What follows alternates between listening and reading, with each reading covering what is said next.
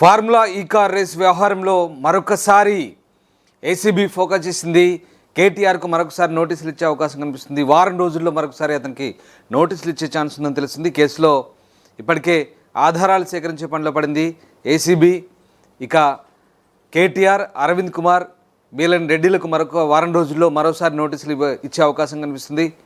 ఇప్పటికే ఈ formula race వ్యవహారానికి సంబంధించి గతంలో హెచ్ఎండిఏలో నిధుల దుర్వినియోగం సంబంధించి వివిధ విభాగాల అధికారులతో ఏసీబీ విచారణ కూడా జరిపింది.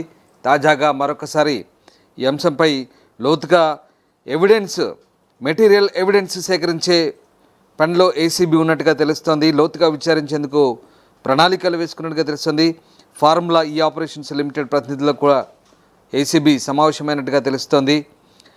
ఇక నిబంధనలను అతిక్రమిస్తూ విదేశీ కంపెనీకి ప్రభుత్వ నిధులు మళ్లింపు ఆరోపణలపై నమోదైన ఈ కారు రేసులో ఏసీబీ అధికారులు అయితే దర్యాప్తు ముమ్మరం చేయబోతున్నారు. కారు రేసు నిర్వహణకు నిర్ణయాలు తీసుకున్న అప్పటి ప్రభుత్వ పెద్దల నుంచి ఆ రేసు నిర్వహణ సంస్థ వరకు అందరినీ ఇప్పటికోసారి విచారించిన ఏసీబీ అందులో వచ్చిన అంశాల ఆధారంగా మరొకసారి విచారణకు సిద్ధమవుతుంది.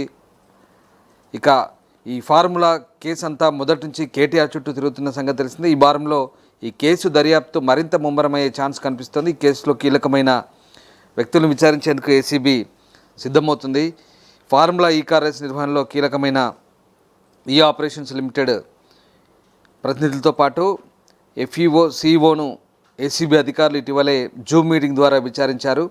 ఇప్పటికే సేకరించిన ఆధారాలు, విచారణ సందర్భంగా పలువురు నుంచి సేకరించిన అంశాల ఆధారంగా ఈ కేసులో A1గా ఉన్న మాజీ మంత్రి KTR, A2 special chief secretary Arvind Kumar, A3 HMDA మాజీ ఈసీ బీఎల్ఎన్ రెడ్డిలకు మరొకసారి నోటీసులు ఇచ్చి ప్రశ్నించే ఛాన్స్ కనిపిస్తోంది. ఈ కేసుకు సంబంధించి కేటీఆర్ కూడా పలు ఆసక్తికరమైన వ్యాఖ్యలు చేశారు. ఈ కార్ రేస్లో అసెంబ్లీ బడ్జెట్ సమావేశాలు జరుగుతున్నా కానీ తనకు మళ్ళీ నోటీసులు ఇస్తారని, ఆ లొటపీస్ కేసు గురించి తాను భయపడలేనట్టు వ్యాఖ్యానించారు. అయితే ఈ కేసు దర్యాప్తులో భాగంగా ఇప్పటివరకు మెటీరియల్ ఎవిడెన్స్ సేకరణపై ఫోకస్ పెట్టిన ఏసీబీ అధికారులు మరింత లోతుగా విచారించేందుకు ప్రణాళికలు రూపొందించుకుంటున్నారు. హెచ్ఎండిఏ నిధుల దుర్వినియోగంపై ఏడాది జనవరి 8న ఐఏఎస్ అధికారి అరవింద్ కుమార్, 9న కేటీఆర్, 10న బీఎల్ఎన్ రెడ్డిని, అలాగే 18న గ్రీన్ ఏస్ నెక్స్ట్ జెన్ ఎండి చలమలశెట్టి అనిల్ కుమార్ను ఏసీబీ అధికారులు విచారించారు.